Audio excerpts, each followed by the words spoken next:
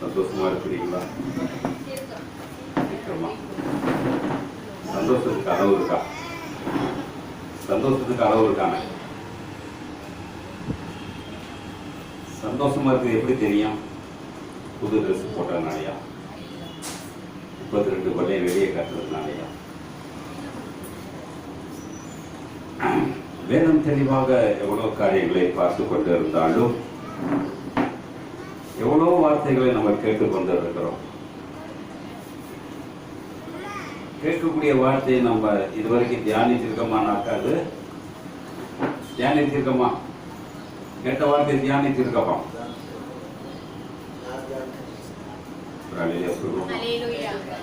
தியானிக்கணும். அதுக்குதான் மிருகத்துக்கு சாப்பிட்டோன்னே இறப்பையிலிருந்து திருப்பி ஆகாரத்தை வெளியே எடுத்து மென்னு திருப்பிடுங்க. அப்ப ஏன் அப்படி வருதுன்னாக்க, மாடுக்கு எப்போது அடுத்தாப்புல கிடைக்குங்கிறது தெரியாதான். அதனால என்ன செய்யுமா, புல்லு புல்லு எல்லாத்தையும் சேர்த்து என்ன செய்யுமா, அது அப்படியே பழக்கலாக்கு முடங்கிடும். அப்புறம் எடுத்து அசை போடும்போதுதான் முள்ளு தனியா எல்லாம் தனியா வரும். அப்ப நம்மளுடைய வாழ்க்கை இந்த நேரம் என்ன வார்த்தை நம்மளுக்கு தெரியுது, என்ன வார்த்தை அதை நம்ம அசை போடுறோம் தெரியுமா? தெரிஞ்சிருக்கோமா? எவ்வளவு காரியங்கள் இன்னைக்கு சபைக்கு வந்து எதுக்காக வரோம்? சபைக்கு அது முன்னாடி தீர்மானம். சபைக்கு எதுக்காக வரோம்? எதுக்கு ஆள் கடந்து போறாங்க, வண்டியில போறாங்க, மோட்டர் பைக்ல போறாங்க. எதுக்கு சபைக்கு போகணும்? சபைக்கு போக சொல்லியிருக்காராம். ஏசையே சபை கட்டி வச்சிருக்காராம். ஏசையே சபை கட்டிருக்காராம். 3.5 வருஷம் மக்களோட வாழ்ந்தார். எங்கேயாச்சும் ஏகோ தேவன், கத்திரிக்கா தேவன், எல்லா தேவனும் சபை வச்சிருக்காராம். வச்சாரா? வைக்க அவருக்கு தகுதி இல்லையா? தகுதி இருக்கா இல்லையா? ஆனா இன்னைக்கு 2 வார்த்தை தெரிஞ்சோட நான் சபை வைக்க போறேன். எனக்கு ஆண்டவர் அலை ஒரு நேரத்து வந்து பாத்தீங்கன்னா யாரும் தெரியல, அது அந்த ஊழியக்காரன் சொல்றான், எனக்கு இன்னும் கல்யாணம் ஆகல. என்ன சொல்றான்? கல்யாணம்னா மூடிட்டு இருக்க வேண்டியதானே. என்னுடைய கோபத்தில் ராத்திரி 10 மணிக்கு ஆண்டவர் அழைப்பு கொடுத்தார், ஆசீர்வாதத்தை கொடுத்தார், எல்லாம் கொடுத்தார். எனக்கு பொண்ணையும் கொடுப்பாராம். ஆனா அவன் புரோக்கர் வேலையா? இயேசு புரோக்கர் வேலையா? முட்டா பேர்களா ஊழியக்காரன் இருக்கான்.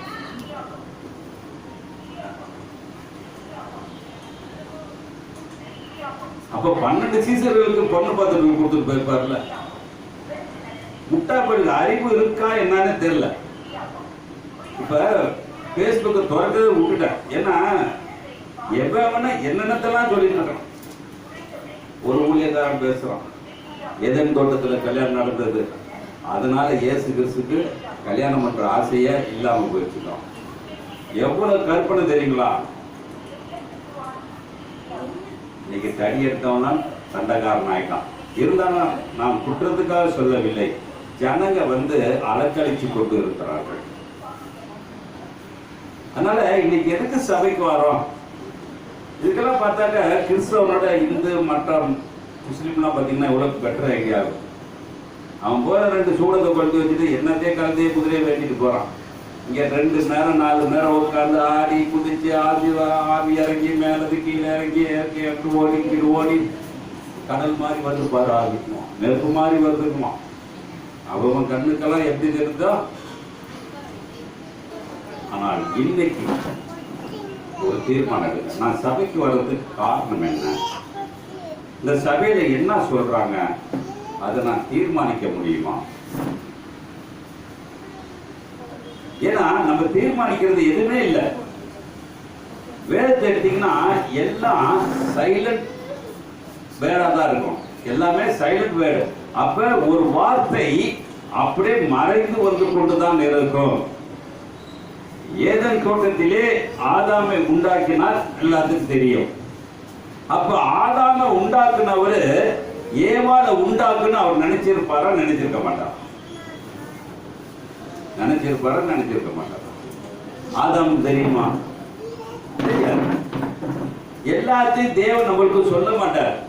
சொல்ல வேண்டியதுதான் சொல்லுவார். ஏன்னா இன்னைக்கு இந்த சொல்ல வேண்டியதை சொல்லியே எல்லாரும் குறிக்கிறானுங்க. எல்லா வார்த்தையும் சொல்லிட்டா நான் தான் இயேசு கிறிஸ்து, நான் தான் பிதான்னு கை தூக்கிட்டு வருவாங்க. அதுக்கு எவ்வளவு காரியங்களை பார்த்து கொண்டு இருக்கிறோம். அப்பதான் சொல்றாரு, ஏன் இதை சொல்லுகிறேன் என்றால், ஆதாமை உண்டாக்கின தேவன் அவருக்கு தனிமையா இருப்பது. ஆதாம் எது கேட்டானா பிதாட்ட போய், நான் தனியா இருக்கேயா, சுத்தி பார்க்க ஒண்ணுமே இல்லைன்னு சொன்னானா? சொல்லுங்க பாப்போம். ஏன்னா தனிமையா இருக்கிறது நல்லதில்லை என்று ஒரு துணையை உண்டாக்கினார் என்று வேதம் சொல்லுகிறது. அந்த துணையை உண்டாக்குறது அதே ஆதாம் சொல்றான், நீ கொடுத்த துணைனாலதான் நான் கெட்டு போயிட்டேன். ஒரு அலையில சொல்லுவோமா? யாரால? இதெல்லாம் போட்டிருக்கு. அப்ப இது சொல்லி கொடுக்கக்கூடிய டீச்சிங் சரியில்லாத. பைபிள் காலேஜ் வச்சிருக்காங்க, எவ்வளவு கொம்பு மாதிரிலாம் பாரிலாம் போய் படிச்சுட்டு வரோம். எங்கே படிக்கிறான்?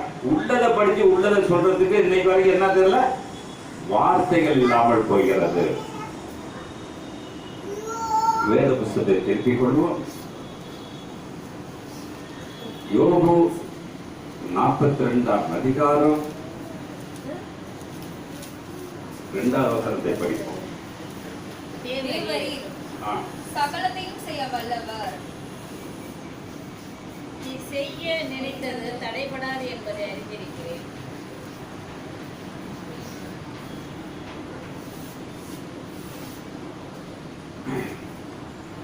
படிமா. தேவரீர் சகலத்தையும் செய்ய வல்லவர், சகலத்தையும் செய்ய வல்லவர், நீ செய்ய நினைத்ததை தடைபடாது என்பதை அறிந்திருக்கிறேன். தடைபடாது என்று அறிந்திருக்கிறேன். எப்ப தெரிஞ்சிச்சுங்க? எப்ப யோபுக்கு தெரிஞ்சிச்சு? 1ஆம் அதிகாரத்திலிருந்து 42 அதிகாரம் வரைக்கும் பிதாவை பத்தி யோபுக்கு தெரியல. இப்ப இங்க இருக்கவங்களுக்கு எவ்வளவு பேருக்கு பிதாவை தெரியும்? இல்ல எந்த ஊழியக்காரனுக்கு பிதாவை தெரியும்?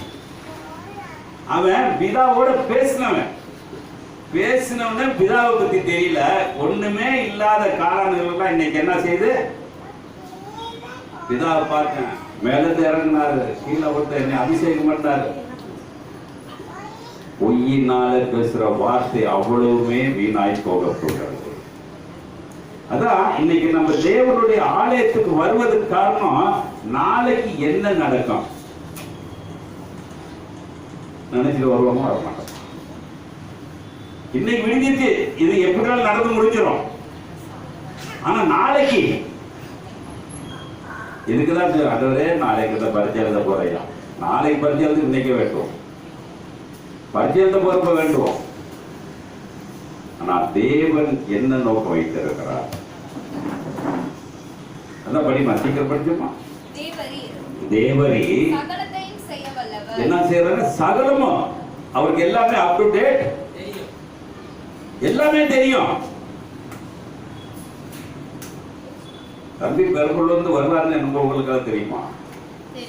தெரியாது. இன்னைக்கு வருவார் தெரியுமா? தெரியாது. போன வருவார்னு நினைச்சிட்டு இருந்தோம், வரல. ஆனா இன்னைக்கு இதெல்லாம் யார் செய்யறது? சொல்லுவோம். ஒருவரை கொண்டு வருவதும் ஒருவரை சேர்ப்பதும் ஒருவரை பிரிப்பதும் தேவனுக்கு தான் பிடிக்கும், நம்மளுக்கு பிடிக்காது. சண்டை போட்டு பிரிப்போம், ஆனா காரணம் சண்டையா இருக்கும். ஆனா தேவன் பிரிக்க நினைச்சாரு, உனக்கு ஒரு சண்டையை கொடுத்தாரு. என்னத்தை கொடுத்தாரு? ஒரு சண்டையை கொடுத்தாரு. சும்மா பிரிச்சுட்டா கடவுள் பிரிச்சாரு போய் சொல்லிட்டே போவோம். ஏன்னா வேதத்திலே 2000 லேகன் பிசாசு இருந்த ஒரு மனுஷனை பார்த்தோம். அந்த பிசாசு அந்த மனுஷன் பிரிக்கிறதுக்கு ஒரு காரியத்தை சொல்லுவார். யார் சொல்லுவா? இயேசு சொல்றாரா? நீ இவனை விட்டு போ என்று சொல்லுவார் இயேசு. ஆனா பிசாசு சொல்லுது, நாங்க போக முடியாது, அங்க இருக்க பண்ணிய பார்ப்போம். நீ ஒவ்வொரு கிறிஸ்தவன் எதை பார்க்கிறான்? காலையில சொல்லுவோமா?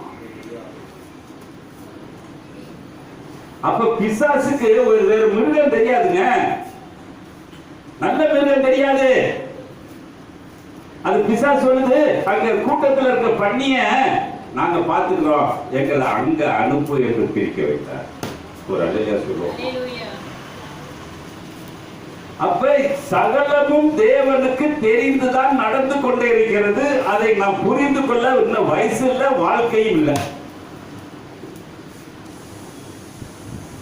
அப்ப நம்மளுடைய சிந்தனை, நம்மளுடைய செயல் சகலமும் அவர் கையில் இருக்கிறது. எங்க இருக்குது?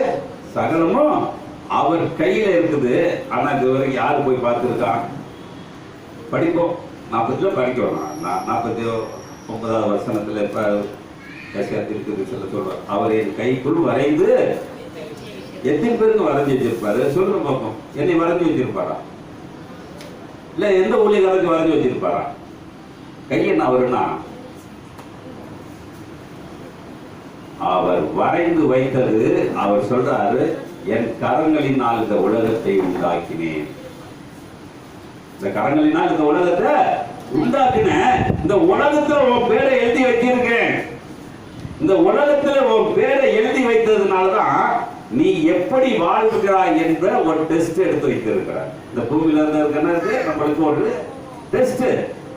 எத்தனை வயசோ, 60 வயசா இருந்தாலும் 50 வயசா 100 வயசா இருந்தாலும் ஒரு டெஸ்ட். அதுல பாஸ் ஆனா என்ன ஆகும்? மரணம் வருமா? பாஸ் ஆனா மரணம் வருமா? இல்ல ஃபெயில் ஆனா மரணம் வருமா? நான் நேற்று ஒரு நான் பேசிக்கொண்டிருந்தேன். அவர் வந்தோடனே நம்மள கிடக்கு முடக்கா எப்போதும் கேள்வி கேட்பாரு. சரி வரப்பே நான் நினைச்சேன், சரி ஏதோ ஒன்று கேட்க போறாரு. ஏன் எல்லாத்துக்கும் சாவு வருது என்று கேட்டார். எல்லாத்துக்கும் அதுக்கு என்ன பதில் சொல்ல முடியும்? என்ன சொல்ற சொல்லுங்க பார்ப்போம். எல்லாத்துக்கும் சாவு வருது. ஊழியக்காரன் நல்லா தான் பேசுறான், நல்லா 25,000 பேர் 1,00,000 பேர் வச்சிருக்கோம்னு சாவுறான்.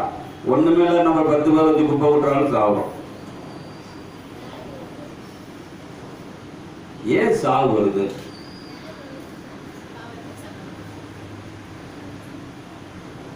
யோபு 1ஆம் அதிகாரம் 14வது வசனத்தை படிக்கலாம். 10லிருந்து படிச்சுக்கோங்க. நீ அவனையும் அவன் வீட்டையும் அவனுக்கு உண்டான எல்லாவற்றையும் என்ன சொல்றாங்க? அப்ப அவனையும் அவனை சுற்றிலுள்ள எல்லாத்தையும் வேலி அடைச்சு வச்சிருக்காரு. யாரு அடைச்சு வச்சிருக்கா? யாருக்கு அடைச்சு வச்சிருக்கா? யாருக்கு தெரியுது? சாத்தான். யோபுக்கு தெரியலங்க, யோபுக்கு தெரியல. ஆனா அவன் சொல்றான், அவர் என்னுடைய பிள்ளைகளுடைய ஜென்ம காலம், இன்னைக்கு பிறந்த நாள் கொண்டாடுற மாதிரி அவன் என்ன செய்யறான்? ஒவ்வொரு பிள்ளையோட பிறந்த நாள்ல போய் என்ன ஜெபம் பண்றான்? என் பிள்ளை ஏதாவது தப்பு செஞ்சால், என் பிள்ளை ஏதாவது தவறு செஞ்சிட்டால், என் பிள்ளை கீழ்படியாமல் இருந்தால் அதுக்காக பண்ணி கொடுத்தான். தவறு செய்ய பழக்கிறது தகப்பனுடைய வேலையா, இல்ல அதுக்கு ஜெபம் பண்றது தகப்பனுடைய வேலையா? எதுங்க வேலை? யோபு செய்த பெரிய ஒரு தப்பு என்னென்றால், அவன் பிள்ளைகளை சரிவர வளர்க்க முடியவில்லை. நான் சரிவர வளர்த்திருந்தா அந்த பிள்ளைக்கார ஜெபம் பண்ண வேண்டிய அவசியம் இல்ல. பிதா என்னைக்காச்சும் இயேசுக்கா ஜெபம் பண்ணிருக்காரு, இன்னைக்கு போட்டிருக்கான். இயேசுக்கா ஜெபம் பண்ணாரா பிதா? ஆனா மகன் அப்பாவுக்கு ஜெபம் பண்ணிட்டே இருந்தார். இன்னைக்கு என்னுடைய வாழ்க்கை,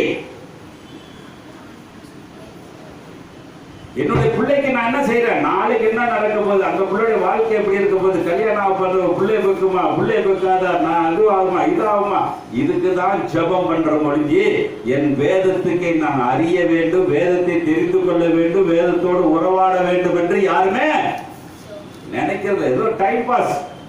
கிறிஸ்தவனே டைம் பாஸ்ல தான் ஓடிட்டு இருக்கான். ஏதோ ஞாயிற்றுக்கிழமை கிறிஸ்தவங்க தான் மெயினா நினைச்சிட்டு இருக்காங்க. ஆனா இன்னைக்கு எல்லாருமே கோயிலுக்கு போவாங்க. முஸ்லீமும் கோயிலுக்கு போறான், இந்துக்களும் கோயிலுக்கு போறான். ஆனா இன்னைக்கு ஞாயிற்றுக்கிழமை யாருக்கா பேர் வருது? கிறிஸ்தவங்களுக்காக தான் வருது. ஏன்னா ஓய்வு நாள்ல கிறிஸ்தவன் தான் போகணுங்கிறான். அந்த ஓய்வு நாள்ல வேலைக்கு போற கிறிஸ்தவன் எவ்வளவு பேர் இருக்கான்? எவ்வளவு பேர் இருக்கான்? இது தட்டி கேட்க யாராச்சும் முடியுமா? இல்ல குருக்கள் முடியுமா? இல்ல அம்மாங்கள் முடியுமா? இல்ல பாஸ்டர் முடியுமா? இல்ல பிசப் முடியுமா? தோப்பு முடியுமா? ஓய்வு நாள் என்ன செய்யணும்? எசேக்கியேல் தீர்க்கதரிசி 58ஆம் அதிகாரம் கடைசி 2 வசனம் சொல்லுகிறது. எசேக்கியேல் தீர்க்கதரிசி புத்தகம் 58ஆம் அதிகாரம் 2 வசனம், கடைசி 2 வசனம். என் பரிசுத்த நாளாகிய ஓய்வு நாளிலே எனக்கு இஷ்டமானதை செய்யாதபடி என்ன செய்யறான்?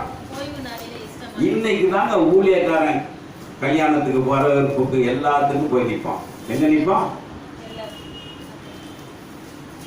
எங்க வீட்டு பக்கத்துல ஒரு கல்யாணம் நடந்துச்சு. அந்த கல்யாணத்துல பாத்தீங்கன்னா பொண்ணு பெண்டிகாஸ்ட், மாப்பிள்ளை ஆர்சி. நம்ம கலப்பு திருப்பணம் பண்ணலாமான்னு இடத்துல போட்டிருக்கா. ஆனா கலப்பு ஒரு பொண்ணு அடுத்த ஜாதிக்காரன் கல்யாணம் பண்ணா நம்ம என்ன செய்யறோம்? அறுவாள் எடுத்துட்டு வெட்ட போறோம்.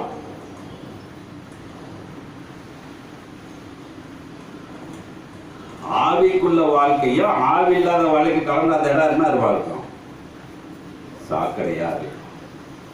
ஏன் இதை சொல்றேன்னா, அவர் விசேஷம் வச்சப்ப ஞாயிற்றுக்கிழமை ஒரு ஊழியக்காரோடைய மனைவி என்ன செய்யறாங்க? சாப்பிடுறதுக்கு வந்தாங்க. என்னடா இன்னைக்கு வராங்க? அதுக்கப்புறம் தான் எனக்கு கிளிக்காச்சு. சரி, இன்னைக்கு அளப்பு போல இருக்கு. ஊழியக்காரனுக்கு என்ன வேலை? ஞாயிற்றுக்கிழமை என்ன வேலை? ஊழியக்காரன் மூடிட்டு சபையில உட்கார்ந்தானா எல்லாரும் உட்கார்ந்துருப்பான். இவன் காட்டிட்டு எல்லாத்தையும் ரவுண்ட் அடிச்சுட்டு இருப்பான். அதனால எல்லா ஜனங்களும் என்ன செய்யுது? ரவுண்ட் அடிக்க போகுது. அவன் போறானா இல்லையே, இவன் போயிடுவான். எந்த ஊழியக்காரனாச்சும் அவன் கட்டின சபை ₹1,00,000 சபையானாலும் உட்காந்து 24 மணி நேரம் உட்கார்ந்துருக்கானா? சொல்லுங்க பாப்போம். இது ஏன் சபைன்னு சொல்லுவோம்? இன்னைக்கு ஒரு நாள் காலையில 6 மணில இருந்து ராத்திரி 6 மணி வரைக்கும் உட்கார்ந்துருக்கான். இந்த உட்காரத்துக்கு என்ன செய்வான்? சீசன் டிக்கெட் மாதிரி 6 to 7 prayer, 8 to 9 prayer, 10 to 11 prayer. ஜனங்களை வெளியே விடாம ஒரு குரூப்ல இருந்து அடுத்த குரூப் வரும்ல. வேற ஆளு ஒரே ஜனங்கள் வச்சிருக்க முடியாதுல்ல. ஆனா அண்ணா ஜெபம் பண்ணா. எப்படி ஜெபம் பண்ணா? முழுதும் தேவனையே பேசியிருக்கான். நம்ம பேச முடியுமா? யோபு 1ஆம் அதிகாரத்திலிருந்து 42 அதிகாரத்துல வரைக்கும் அவன் தேவனோடு எவ்வளவு சஞ்சரிச்சான் என்றால் அது வேதத்தை படித்தவங்களுக்கு தான் தெரியும். உலக ஞானத்தையும் தேவ ஞானத்தையும் உறவு ஞானத்தையும் சொல்லக்கூடியவன் யோபு ஒருவன். திமிங்கலத்தை அடக்க முடியுமா உன்னால?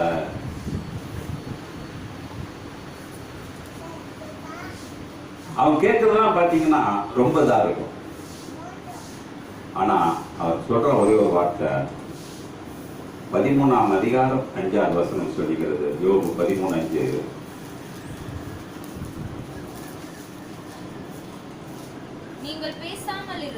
நீங்கள் பேசாமல் இருந்தால் நலமாகும். என்ன சொல்றான்? ரொம்ப அனாவசியம் பேசுவாங்க. சபையில விசுவாசி, சபையை ஊழியக்காரனோட விசுவாசி எப்படி பேசுவாங்க? உனக்கு என்ன பேச தெரியும்? நாங்க எத்தனை சபை ஏறி குதித்து வந்திருக்கிறோம். ஒவ்வொரு இயேசுகிட்டு கை விரிச்சு வாருவாங்க, டான்ஸ் ஆடுவாங்க, எல்லாம் ஆடுவாங்க. ஜாம் ஜெபத்துற வந்துட்டார், சபராஜ் வந்துட்டார். வெளியே வந்து என்ன செய்யறாரு? இப்ப என்னை மீட்டவர் இயேசுக்கும். யாரு? 1.5 கோடி ரூபாய் கொடுத்து வெளியே வந்திருக்கான்.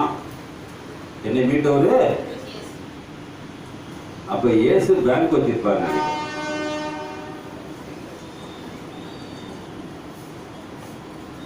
ஏன் இதை சொல்றேன்னா, இன்னைக்கு சபைகள் வீணா போறதுக்கு காரணம், சபைகள் வீணா போறதுக்கு காரணம் யார்? ஊழியக்காரனா இல்ல சபையா? ஊழியக்காரனா. அதான் எங்க அப்பா அடிக்கடி சொல்றோம், உட்கார ஒழுங்கா உட்கார்ந்தா சிறைக்க ஒழுங்கா சிறப்பாங்க. இன்னைக்கு வரைக்கும் சாகுற வரைக்கும் மறக்க முடியல. நான் இந்த பிரசங்கத்தை வந்து சிபிஐ சர்ச்சில் பேசுனேன். அந்த ஊழியக்காரர் கடைசியா வந்தாரு. இந்த ஒரு பழமொழிய எனக்கு எழுதி கொடுத்துட்டு போனார். என் சபையில எல்லாருக்கும் தான் இருக்கிறாங்க, ஒழுங்கா உட்கார்ந்து.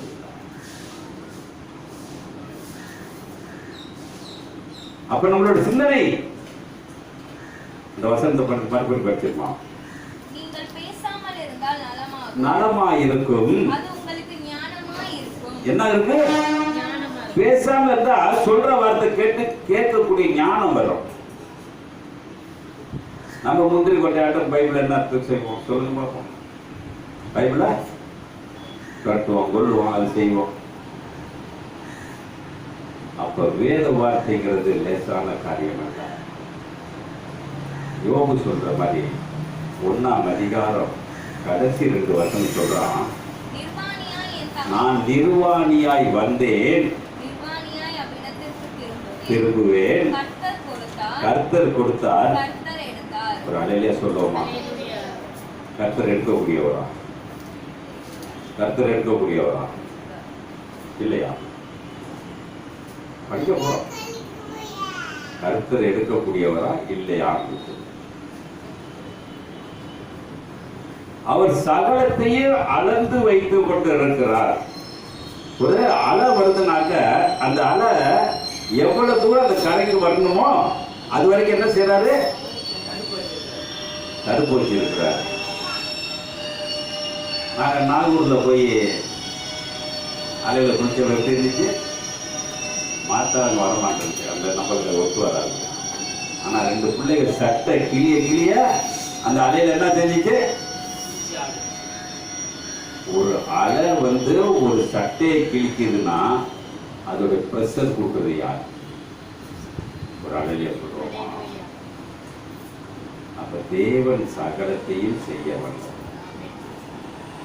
மோசேயை கூப்பிட்டாரு, நீ கடந்து வந்த பாதை போதுண்டா, நீ எனக்கா ரொம்ப செஞ்சிட்ட, நான் உன்னை விட்டேன்னா இவனை தூக்கி பந்தாடிடுவான்கிட்ட என்ன செஞ்சாரு? அவர் வார்த்தையினாலே அவனுக்கு மரணத்தை கொடுத்தார். அப்படிதானே போட்டிருக்கு? எப்படி போட்டிருக்கு?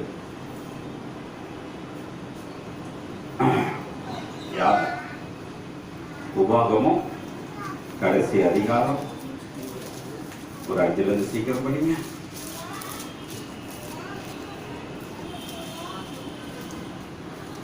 அப்படியே கர்த்தரின் தாசனாகிய மோசே மோவாப் தேசமான அவ்விடத்திலே கர்த்தருடைய வார்த்தையின்படியே மரித்தான். ஒரு அல்லேலூயா சொல்லுவோமா? அப்ப கடவுளனா சாவடிப்பாரா, அடிக்க மாட்டாரா? இப்ப சொன்ன ஒரு கர்த்தர் சாவடிக்க மாட்டார் சொன்னமே.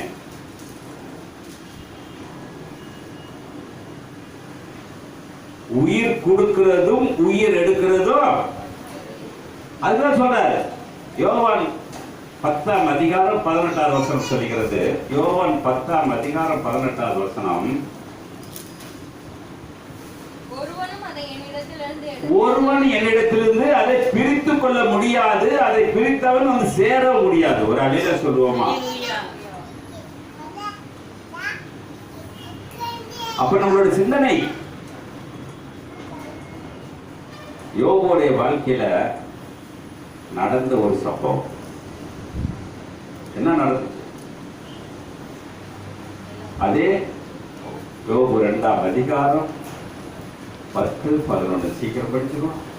யோபு 2ஆம் அதிகாரம். அதற்கு அவன் நாங்க சொல்றாங்க பைத்தியக்காரி பேசுகிறது மாதிரி பேசுற தேவன் கையிலே என்ன சொல்றாங்க? அப்ப தேவன்கிட்ட நன்மை இருக்கிறது, தீமை இருக்கிறது. ஒரு அலையில சொல்லுவோமா? எந்த ஊழியக்காரன்னு சொல்லுவானாங்க? சொல்லுவானா தேவனுக்கு தீமை இருக்குன்னு சொல்லுவானா? சொன்னா சபைக்கு ஆளு வராது. ஆனா சொல்றாரு, தேவன் கையில நான் நன்மையை பெற்றேன்னா தீமையை பெறக்கூடாதா? அவன் என்ன தீமை பெற்றான்? அவனுடைய எல்லா பிள்ளைகளும் செத்து போச்சு. ஆடு மாடுலாம் செத்து. அவரோட ஜீவன் எவ்வளவு ஜீவனுங்க போச்சு சொல்லுங்க பார்ப்போம். ஆடு மாடு ஒட்டகம் எல்லாமே என்னாச்சு? போயிடுச்சு. எத்தனை ஜீவன் போச்சு கணக்கு எடுக்க முடியுமா? அதுல கணக்கு போட்டு உட்காந்து அதை போய் படிக்கணும். அந்த 1ஆம் அதிகாரத்துல அது தேவதூதர பிசாசத்தை எடுத்ததெல்லாம் கணக்கு போட்டிருக்காரு. இல்லைன்னா கடைசி 42ஆம் அதிகாரம் 5 வருஷமுங்க பின்னாடி படிச்சு பாருங்க. அத 1க்கு 2ஆக கொடுக்கப்பட்டது. என்ன சொல்றாரு? 1க்கு 2ஆ கொடுக்கப்பட்டது. 2 1ஆக்கி பார்த்தீங்கன்னா முன்னாடி இறந்தது பின்னாடி திருப்பி உயிரோட வருது. அவர் கூட்டி கொடுக்கிற தேவன். ஒரு அலையில சொல்றோமா? கூட்டி கொடுக்க நீங்க நினைச்சுக்காதீங்க, மற்ற தப்பா நினைக்க. கூட்டி கொடுப்பார். எதை? பொண்ணு பார்த்துலாம் கூட்டி தர மாட்டார். இன்னைக்கு சபை அப்படிதான் ஓடுது. புரோக்கரே பார்க்குறாங்க. இன்னைக்கு வாங்க எங்களுக்கு குடும்ப நலன் போட்டு பொண்ணு மாப்பிள்ளைங்க பதிவு பண்ணிட்டு போங்க, உங்களுக்கு நல்ல மாப்பிள்ளை. நேற்று ஒரு ஃபேஸ்புக்கில் பார்த்தேன். எனக்கு 34 வயசு. எனக்கு ஒரு ஆசை வந்துச்சு. எனக்கு 34 வயசு ஆயிடுச்சு.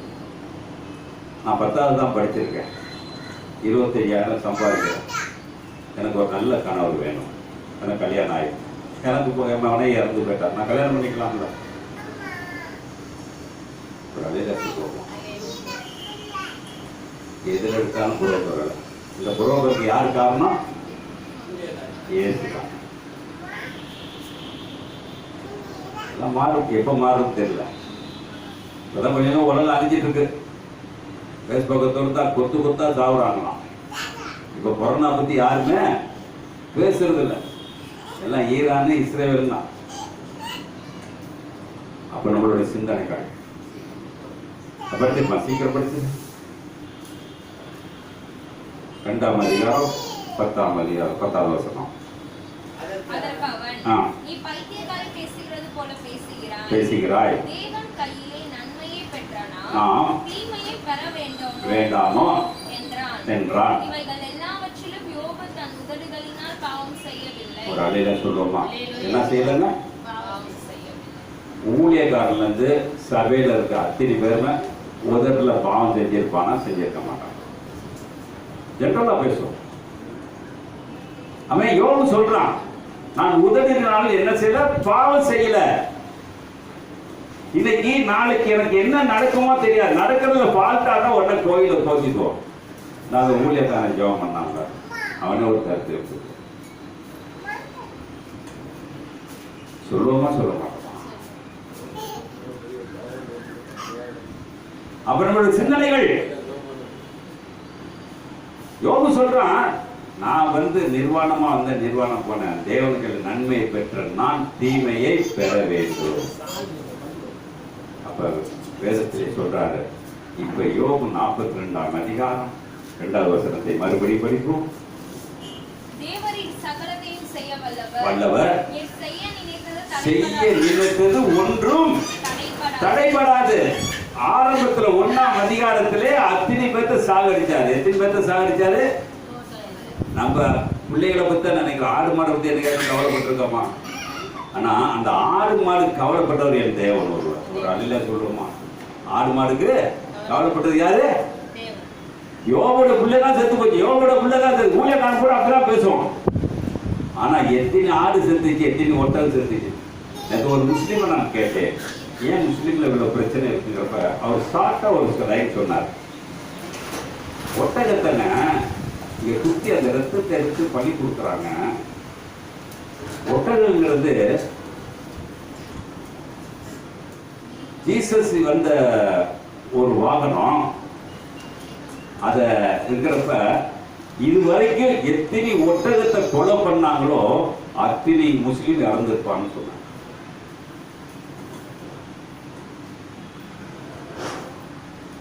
அப்பதான் எனக்கு தோணுச்சு, அப்ப யோபுக்கு இருந்த ஆடு மாடுலாம் செத்துச்சுன்னா அந்த ஆடு மாடை பலி கொடுத்த எத்தனை பேர் செத்துருப்பான்? சொல்லுவோம். அப்ப சொல்ற படிச்சிருப்பான். சீக்கிரம் படிச்சிருப்பேன். சகலத்தையும் செய்ய வல்லவர், நீர் செய்ய நினைத்தது தடைபடாது என்பதை அறிந்திருக்கிறேன். அறிவில்லாமல் ஆலோசனை மறைக்கிற இவன் யார்? ஆகையால் நான் எனக்கு தெரிந்ததையும் என் புத்திக்கு எட்டாததையும் நான் அறியாததை அலப்பினேன் என்றேன். ஒரு அடியில சொல்லுவோமா? எப்படி இருக்கா இன்னைக்கு? நம்ம அறியாததான் அலப்பிட்டு போயிட்டே இருக்கோம். அறியாததான் அலப்பிட்டு இருக்கோம். உள்ளது சொல்லலாம்ல. வேதத்தை எடுத்தோம்னா உள்ளது சொல்லணும். ஆனா இன்னைக்கு உள்ளதை சொன்னாக்க யாரும் வரமாட்டாங்கன்னு என்ன செய்யறாங்க? பொய்களை கலந்து பேசிட்டு இருக்கோம். வேதத்துக்குள்ள பொய் நிறைய, வேதத்துக்குள்ள பொய் சொல்லாதே என்று சொல்லப்பட்டிருக்குது. ஆனா பொய் தான் ஊழியக்காரன் என்ன செய்யலாம்? ஆகுனாக்க நிறைய காரியங்கள் அற்புதம் செய்யணும், ஏதாச்சும் ஒன்று சொல்லுவோம், ஏதாச்சும் ஒரு அடையாளத்தை சொல்லுவோம்.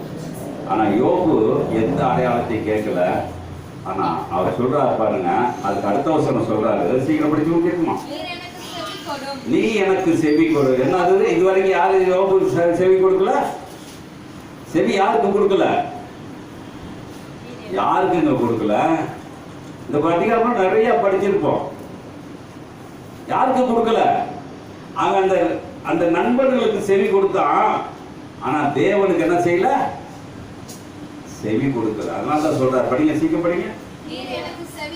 செவி கொடும், அப்பொழுது நான் என்ன செய்வாருல? எப்ப பேசுவாரு? எப்பங்க பேசுவாரு? தேவனுடைய வார்த்தை யாருங்க பேசுறா? தேவனுடைய வார்த்தை யாரு கேட்கிறா? தேவனுடைய வார்த்தையை நான் கேட்கிறேன்னா ஊழியக்கார வார்த்தையை தான் கேட்கிறோம். ஒரு அழியில சொல்லுவோம், அவனை தேவ மனுஷனுங்கிறோம். யாரோ ஊழியக்காரன் யாரா? அவன் வாயில பொய்யா வரும், அவனா தேவனுடைய மனுஷன். ஆனா சொல்றார், படிச்சிருக்க, சீக்கிரம் படிச்சிருக்க.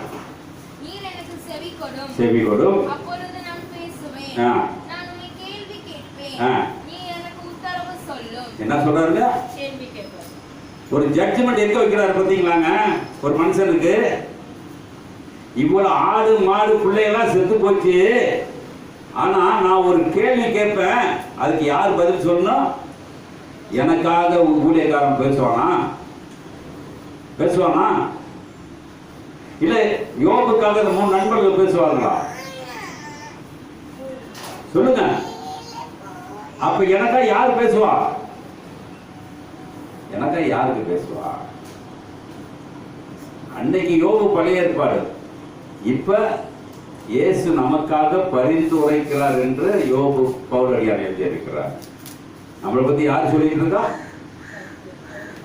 இயேசுக்கு இயேசு நம்மளை தெரிஞ்சிருக்கோமா? இயேசுக்கு நம்மளை பிடிக்குமா? இயேசு நம்மளை பிடிக்குமா? இயேசு பிடிக்குமா? ஊழியக்காரனை பிடிக்குமா?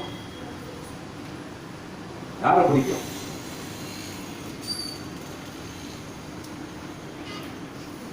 நான் சொல்றேன், படிச்சிருக்கேன், சீக்கிரம் படிச்சிருக்கேன். அப்பொழுது நான் பேசுவேன், நான் உம்மை கேள்வி கேட்பேன், நீர் எனக்கு உத்தரவு சொல்லும். என் காதினால் உம்மை குறித்து கேள்விப்பட்டேன், இப்பொழுதோ என் கண் உம்மை காண்கிறது. ஆகையால் நான் என்னை அருவருத்து தூளிலும் சாம்பலிலும் இருந்து மனஸ்தாபப்படுகிறேன் என்றான். என்ன சொல்றாருங்க? யாரு? அங்க இருக்க எவனுமே பரிதாபப்படல. ஆனா தேவன் என்ன செய்யறாரு? நம்மளுடைய கஷ்டத்தை பார்த்துக்கிட்டு இருக்காரு. அடுத்து சொல்றாரு பாருங்க, சீக்கிரம் படிமா. கர்த்தர் இந்த வார்த்தைகளை யோபோடு பேசின பின்பு கர்த்தர் தேமானாகிய எலிபாசை நோக்கி, உன் மேலும் உன் 2 சிநேகிதர் மேலும் எனக்கு கோபம் மூளுகிறது.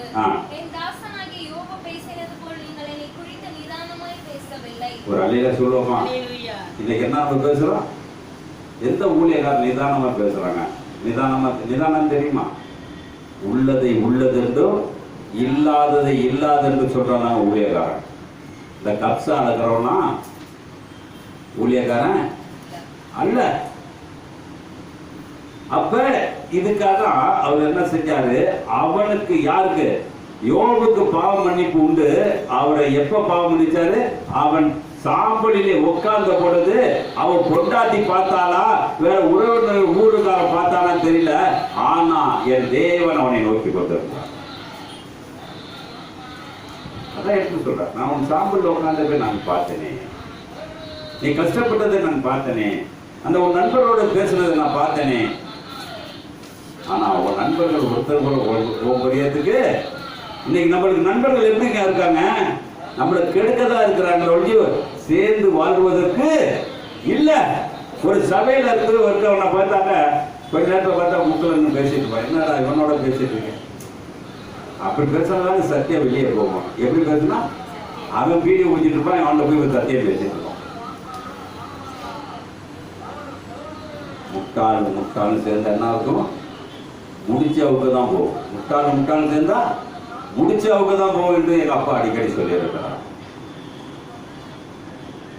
அதனால நான் இன்னைக்கு தெரிஞ்சுக் கொள்ளக்கூடிய காரியம், அந்த யாரு யோபு தான் பிள்ளைகளுக்காக இல்ல, கொண்டாட்டி சொன்னான், இருக்கிற தேவனை தூசித்து உன் ஜீவனை விடு என்று சொன்னவிட அவளுக்கா ஜெபம் பண்ண சொன்னாரா? யாருக்கா ஜெபம் பண்ண சொன்னார்? பெண் வர்க்கத்துக்கு வேதத்திலே முதல் இடம் கிடையாது. பெண் வர்க்கத்துக்கு வேதத்துல முழுசா முதலிடம் கிடையாது. நம்மளாம் எடுத்து வச்சுட்டு பேசிட்டு இருக்கோம். ஆதாம் பாரு, அபிரகாம் பாரு, ஈசாக்கு அப்படிதான் வந்தான், அபிரகாம் வந்தவன் என்ன செஞ்சான்? என் வீடை கட்டணும், அந்த அவளோட சேரணும். கூட்டு கொடுத்தது யாரு? இன்னைக்கு அதான் ஊழியக்காரன் செய்யறான். அந்த பொண்ணு நல்லா இருக்கும், நீ கல்யாணம் பண்ணிக்கிற தம்பி, வா பேசி முடிக்கிறேன். புரோக்கர் யாரு? ஊழியக்காரன். அன்னைக்கு சாராள திட்டம், இன்னைக்கு ஊழியக்காரன் செய்யறான். இவன் வேதத்தை சொல்ல வந்தானா, கல்யாணம் பண்ணி புள்ள பெற்று பேர் வைக்க வந்தானா? வேதம் கடினம், வேதம் நிதானம், வேதம் வாழ்க்கை. வேதம் கடினங்க. இதுல ஒருத்தன் கடைபிடிக்கனாவே ரொம்ப கஷ்டம். எந்த ஊழியக்காரனுக்கு வேதத்தில் நிற்க முடியாது. ஏன் முடியாதுன்னா, அது அவ்வளவு கொட்டிக்கிட்டே இருக்கும். இவ்வளவு தூரம் நண்பன்கள் பேசுறதுக்கா நம்ம ஜெபம் பண்ணுவோமா? ஜெபம்ட்ட சொல்லுங்க பாப்போம், ஜெபம் பண்ணுவோமா? இன்னைக்கு சண்டையில பேசிட்டோமே, அவங்களுக்காக ஜெபம் பண்ணியிருப்போமா? சொல்லுங்க பாப்போம். அவர் இருக்கிறதோட செத்து போனா எனக்கு ரொம்ப சந்தோஷம். எப்படி ஜெபம் பண்ணியிருப்போம்? ஆனா யோபு சொன்னான், அதானையா அவனுக்கு மன்னிக்கிற தன்மை இருக்கனால்தான் ரெட்டிப்பான ஆசீர்வாதம். ஒரு அடையில சொல்லுமா, என்ன ஆசீர்வாதம் இருந்துச்சு? ரெட்டிப்பான ஆசீர்வாதம். என்ன? அவன் நண்பனுக்காக ஜெபித்தான். அவன் பழைய நிலையை விட புது நிலையா இருந்தது. பழைய பெண்களை விட புதிய பெண்கள் சௌந்தரியம் உள்ளவர்களா இருந்தார்கள் என்று வேதம் சொல்லுகிறார். ஒரு அடையில சொல்லுவோமா? அப்ப நாளைக்கு என்ன நடக்கும் எனக்கு தெரியாது. அதுக்குதான் சபைக்கு வரோம், தேவன்கிட்ட உட்கார்றோம், இரவு காலம் கேட்கிறோம். அண்ணால் ராத்திரி கொண்டாந்து உட்கார்ந்ததுதான். நாளை காலையில் என்ன நடக்குன்னு எனக்கு தெரியாதியா. ஆனால் தேவனோடு சஞ்சரித்து கொண்டிருக்கான். ஏழி அங்கிருந்து வரான், என்ன தண்ணி போட்ட மாதிரி பேசிட்டு இருக்கீங்க? நான் ஒண்ணும் தண்ணி போடலையா, நான் தேவனோடு பேசிட்டு. அப்ப காலைல முதல் சொன்னது யாரு? ஏலிதான் சொன்ன, நீ சமாதானத்தோட போ. இன்னைக்கு என்னன்னு தெரியாது, நாளைக்கு என்ன நடக்க போகுதுன்னு தெரியுமா? ஒண்ணு தெரியாது. நடந்தா சந்தோஷம், நடக்கலன்னா துன்பம். ஒரு என்னுடைய எக்ஸாம்பிள் கிறிஸ்துமஸ் 25 என் மனைவி உயிரோட இருக்கா, நல்லா பேசுறான். 26ஆம் தேதி சாவுறான். 25ஆம் தேதி தெரியுமா நாளைக்கு செத்து போயிடுவாங்க. அப்ப நாளைக்கு என்ன நடக்குன்னு எனக்கு தெரியாது. ஆனா நாளைக்கு நடக்க போறத சொல்லக்கூடிய தேவன் ஒருவர் தான். ஒரு அடையா சொல்லுவோமா? ஏன்னா அந்த 3 பேர்த்துக்காக அவன் பரிந்து பேசி ஜெபம் பண்ண அவனுக்கு ரெட்டிப்பான ஆசீர்வாதம் வந்துச்சு. நீ வருமா? நீங்க வருமா? வருமா? சொல்லுங்க. தேவன் அந்த ஒரு வார்த்தை. நாளைக்கு என்ன நடக்க போது தெரியாது. ஆனா சொல்றாரு பிரசங்கி 3ஆம் அதிகாரம், பிரசங்கி 3ஆம் அதிகாரம் 11ஆவது வசனத்தை சீக்கிரப்படிங்க. அவர் சகலத்தையும் இது வந்துங்க, நான் இப்ப சொன்ன பார்த்தீங்களா, கல்யாணம் என் வீட்டுக்கு பக்கத்தில் நடந்துச்சு. இது குற்றமா சொல்லல, ஆர்வ கோளாறு. அவன் பையில அடிச்சிருக்கான், சகலத்தை நேர்த்தியா செய்வார் என்று பிரசங்கி 3:1 என்று போட்டிருந்தான். எது போட்டிருக்கு? 3:11 அவன் 1 போட்டு எல்லாத்தையும் டிஸ்போஸ் பண்ணிட்டான். நான் அப்ப கூட என்ன வாசல் இல்லை பிரிட்டு மாற்றி அடிச்சேன். அப்ப அவனுக்கு ஞானம் இருந்தா என்ன செஞ்சிருப்பான்? அப்ப எவ்வளவு காரியம் என்ன என்கிட்ட பேக் இருக்குது. சாட்சி ஆர்வ கோளாறு எங்க இருக்குன்னா, அவன் வீட்டுக்கு பொண்ணு வெளியே தள்ளணும்னு ஆசைப்பட்டான். இல்ல நம்பர் 1 குறையிறதுனால என்ன தப்பு, அதனால நாங்க பைபிளை விட்ட வெளியே பெற போறோம். ஒரு வார்த்தை குறைக்க முடியாது, ஒரு வார்த்தைய கூட்டவும் முடியாது என்று வேதம் தெளிவாக சொல்லி. சீக்கிரம் படிச்சிருமா? எப்படி செய்யறாருங்க? நேர்த்தியா செய்யறாரு. ஏது சொல்றேன்னா, என் மனைவி 25ஆம் தேதி இருந்தா, 26ஆம் தேதி இறந்தா, 27ஆம் தேதி அடக்கம் பண்ணா நேர்த்தியா முடிஞ்சிச்சு. எந்த கஷ்டமும் இல்லை. எனக்கு எதுவுமே தெரியாது, பந்தல் போட தெரியாது, லைட்டு போட தெரியாது, ஒண்ணும் தெரியாது. எல்லாமே போட்டு நீட்டா ஏறி கண்டையில கொண்டு குழியில அடக்க வருது எனக்கு தெரியாது. என் தேவன் நல்லவராக. அவன் நார்மலா இருந்து செத்துந்தா கூட நான் என்ன செய்யணும் ஏன் செய்யணும் ரொம்ப கஷ்டப்பட்டிருப்பேன். ஆனால் என் தேவன் என்னோடு இருந்ததுனாலதான் அந்த காரியத்தை நேர்த்தியாய் செய்து முடித்தார். அப்ப சொல்றாரு, படிச்சிருந்த சீக்கிரம் படிச்சிருக்கோம். அவர் உள்ளத்திலே நம்மளை பத்தி யாருங்க வச்சிருக்காருங்க? இப்ப இருப்போம் அந்த இடத்துல, உள்ளத்துல இருப்போமா? யோபு இருந்தான். எங்க இருந்தாரு யோபு? நான் சாம்பலிலே உன்னை பார்த்தேன் என்று உள்ளத்திலிருந்து தேவன் அவனோடு பேசினார். இன்னைக்கு எந்த சபையில எந்த விசுவாசி எந்த ஊழியக்காரன தேவன் உள்ளத்துல நினைச்சிருப்பார்?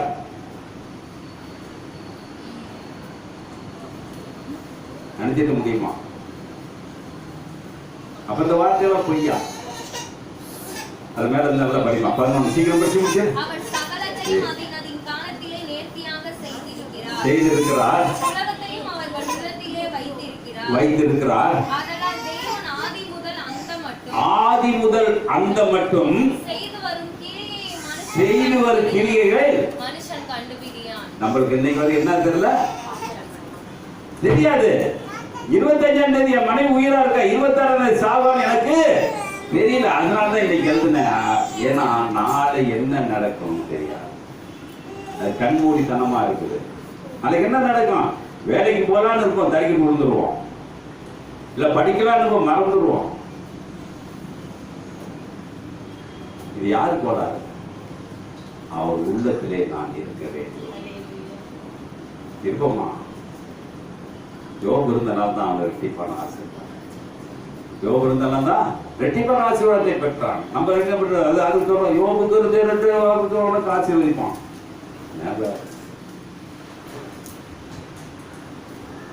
அபிரகாம் ஆசீர்வதிச்சாரா? அவன் எதில் ஆசீர்வதிச்சாரு? அவனை எதில் ஆசீர்வதிச்சாரு? அபிரகாம் எதுலங்க ஆசீர்வதிச்சாரு? எதில் ஆசீர்வதிச்சாரு? அவனை விசுவாசத்தின் ஆசீர்வதிப்பு. அவனுக்கு என்ன? அபிரகாமுக்கு விசுவாசத்தின் ஆசீர்வாதம். அவன் விசுவாசம் என்ன செஞ்சான்? அவனை தேவன் பேசும் பொழுது 12ஆம் அதிகாரத்துல படிக்க வேண்டாம், 12ஆம் அதிகாரத்திலே 1, 2, 3 சொல்வாரு, நீயும் உன் வீட்டாரும் உன் மனைவி கூட்டிட்டு சொல்ற தேசத்துக்கு. அதான் விசுவாசம். எங்க போய் தங்குன்னு கேள்வி கேட்டானா? இந்த ஆடு மாடெல்லாம் மேய்க்கணும் எங்க கேட்டானா? அப்ப அவனுக்கு தங்கறதுக்கு இடம் கொடுத்தாரா? கொடுக்கலையா? கொடுத்தாரா? அப்ப தேவன் என்னை அழைத்திருந்தா முன்னாடியே ரெடி பண்ணுவார். அதுக்காக தான் இந்த முட்டா பயிலுக்கு தான் எல்லாமே எழுதியிருக்காரு. யோவான் 14ஆம் அதிகாரம் 1, 2 சொல்றாரு. யோவான் 14ஆம் அதிகாரம் 1, 2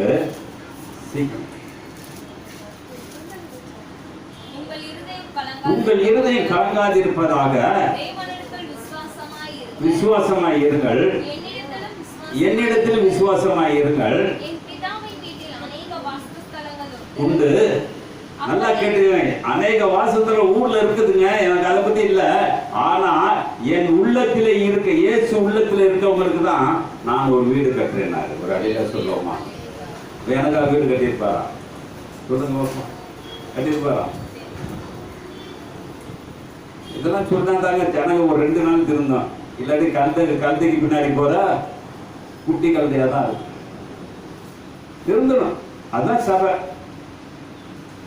சபைக்கு ஞாயிற்றுக்கிழமை உட்காந்து கூத்தடிச்சுட்டு டான்ஸ் ஆடிட்டு இப்ப எல்லா பேரும் டான்ஸ் ஆட ஆரம்பிச்சிட்டான். பேஸ்புக்கை திறந்தா எல்லா சபையிலையும் அதுக்கு புருஷன் முன்னாடியோட ஆட ஆரம்பிச்சிட்டாங்க. பரிசுத்தாவி திறந்துடும். என்னமோ குண்டு இஸ்ரேல ஒரு குண்டு தமிழ்நாட்டில் போட்டானா கொஞ்சம் நாள் குறையும். எனக்கு ஒரு, ஏன்னா நான் பார்க்காம நாள் இருக்கோம். பார்த்து பாவத்தை கட்டுறதை விட பார்க்காம இருக்கலாம்.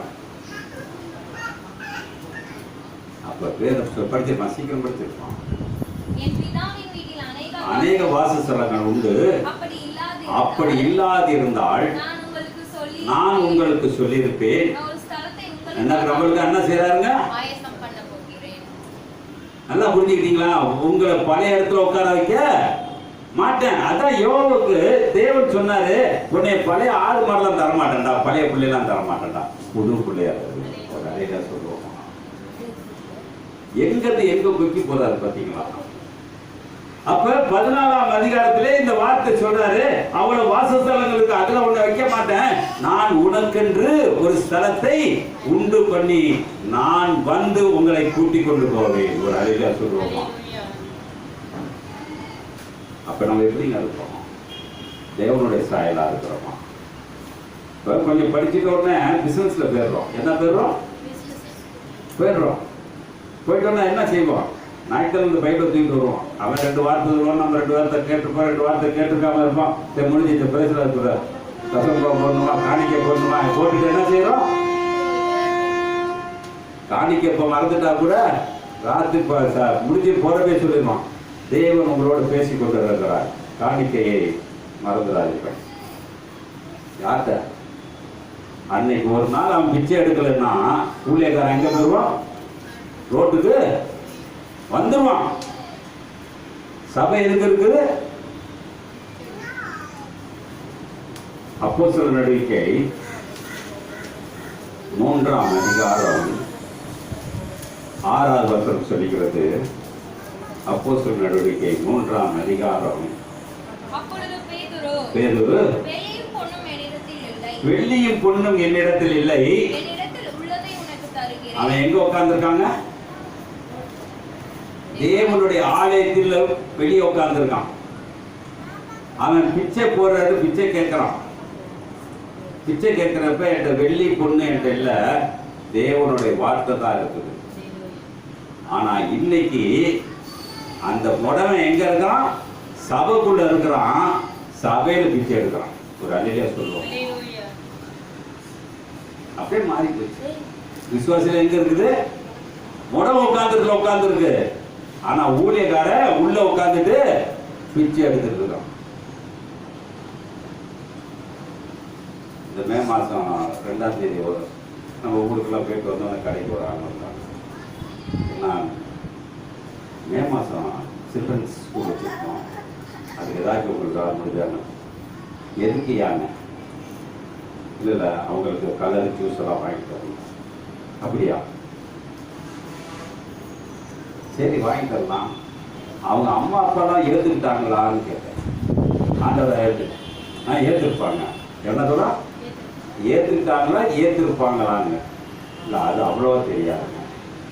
அப்போ போய் என்ன செய்கிற, அவங்களுக்கு பிரியாணி வாங்கி கொடுத்து அவங்கள திருத்து, அப்புறம் பிள்ளைய அவங்க திருத்திடுவாங்க. பிள்ளை யாருக்கு திருத்துனா? ஊழியக்காரனா திருத்து விட்டுருக்கான். யாரு திருத்தணும்? ஆயப்பன் திருத்தணும். பிள்ளைய பெற்றுட்டா மட்டுப்பட்டா, பிள்ளைய கண்ட்ரோலா வளர்க்கணும். சண்டை கிளாத்து, கத்திரிக்காய் கிளாத்து வைக்கணும். அப்ப நம்ம செய்யக்கூடிய காரியம் நாளைக்கு என்ன நடக்க போகுது தெரியாது. ஆனா நடந்தா சந்தோஷம், நடக்கலன்னா துக்கம். அப்ப வேற ஒரு சொல்றாரு, படிச்சிருப்பான், சீக்கிரம் படிச்சு முடிச்சிருப்பான். அப்பொழுது பேதுரு, ஆ. வெள்ளியும் பொன்னும் என்னிடத்தில் இல்லை, என்னிடத்தில் உள்ளதை உனக்கு தருகிறேன். தருகிறேன். நசரேயனாகிய இயேசு கிறிஸ்துவின் நாமத்திலே ஆ. நீ எழுந்து நட என்று சொல்லி. இதுக்கு காசு நடுப்பட டிரான்ஸ்ஃபர் ஆச்சுனாங்க. காசு ஆச்சா? பேதுருக்கும் அந்த கூன் வந்தவனுக்கும் காசு எதுவும் போச்சா? என்ன போச்சு? இயேசு கிறிஸ்து தேவனுடைய வார்த்தை மட்டும் தான் போச்சு. ஊழியக்காரர் என்ன செய்யணும்? வார்த்தை மட்டும் தான் சொல்லணும். ஆனா இன்னைக்கு கீழே உட்கார்ந்து இருக்க அரை முட்டாளா இருக்கா, மேல நிக்கிற முழு முட்டாளா இருக்கான். கீழே இருக்கிறது அறிவு சொல்லணும். காசு கொள்ளனா எப்படிங்க ஆசீர்வாதம் வரும்? எங்கேயா போட்டிருக்கு? காசு கொடுத்தாதான் ஆசீர்வாதம் எங்கேயாச்சும் போட்டிருக்கான். உடனே சொல்லுவாங்க பலகனியை திறந்து. எதுக்கு பலகனியை திறந்து தராரு? எதுக்கு பலகனியை திறந்து தராரு? போறனாலயா? ஆனா இன்னைக்கு நம்மளுடைய வாழ்க்கை முட்டாள்தனமாய் போய் கொண்டிருக்கிறது. சபை இருந்தாங்க, கிறிஸ்தவங்க இருந்தோம். அது வரைக்கும் கிறிஸ்தவங்கன்னு சொல்றதுக்கு வேஸ்ட், சும்மா வேஸ்ட். சும்மா கிறிஸ்தவன் நான் இந்து மதத்துலன்னு சேர்ந்துட்டேங்க, முஸ்லீம் மதத்துல இருக்காரு. எனக்கு ஆசிரியர் ஒன்று சொல்லியிருக்காரு. ஏதோ ஒரு ஊர்ல இருந்து பார்த்தீங்கன்னா இந்துக்கெல்லாம் முஸ்லீம் தொப்பியை போட்டு நாடு கட்டிருக்காங்க. அது தெரிஞ்சு போச்சு. ஏன் அதை சொல்றேன்னா, இன்னைக்கு மனுஷன் ஆள் மாறாட்டம் செய்யறான், ஆனா ஆள் மாறல. ஆள் மாறாட்டம் செய்யறான், ஆளு என்ன நினைக்கிறதுல இதுக்கு ஞானதானம் கொடுத்து தண்ணியை தெரிஞ்சு காலை கழுவி கழுவி இல்ல கழுவி இன்னும் கற்கா இருந்துதான் கருவிட ஊழியக்காரன். அதான் வேலை சொல்லுது, உங்க அழுக்குகளை கழுவுங்கள்னு சொல்லப்பட்டிருக்குல்ல. அழுக்கு எங்க வரும்? எந்த ஊழியக்காரன் செய்வான்?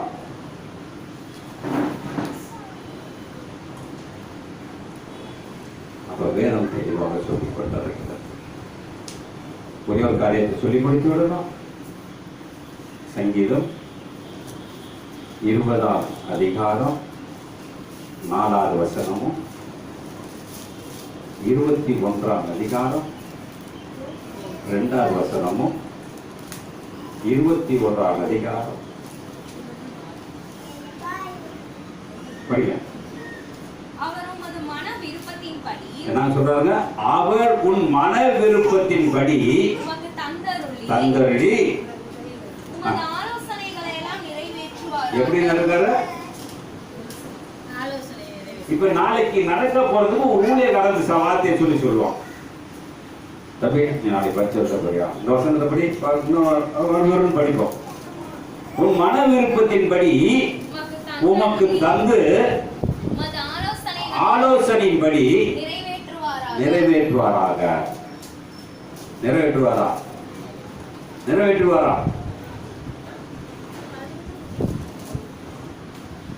அப்ப அல்ல 6வது வசனம் போட்டிருக்கு பாருங்க. கர்த்தர் தாம் அபிஷேகம் பண்ணினவரை யாருங்க? கர்த்தர் தம்மை அபிஷேகம் பண்ணினவரை ரட்சிக்கிறார் என்பதை இப்பொழுது அறிந்திருக்கிறேன். நம்ம எப்படிங்க இருக்கிறோம்?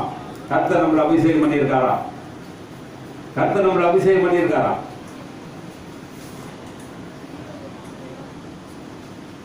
ஆத்திலேயே எங்கேயாச்சும் ஞானஸ்தானம் கொடுத்துட்டாங்க, அபிஷேகம் இறங்குச்சுன்னு சொல்லுவோம்.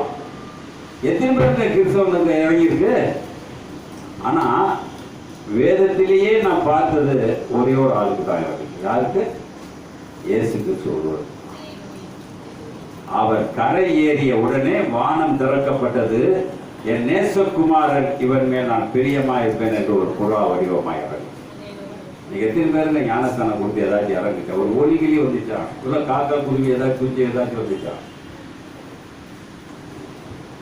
நான் செங்கோலத்திலே சபையில இருந்த பொழுது நான் ஏற்கனவே கதை சொன்னேன். அணக்கரைன்னு உங்களுக்கு கும்போணம் பக்கத்துல இருக்குது. அணக்கரையில ஞானஸ்தானம் கொடுக்க இன்னைக்கு கூப்பிட்டு நாங்கள் எல்லாம் போகிறோம். நாங்கள் ரஜினிகிட்ட எல்லாம் போகிறோம்.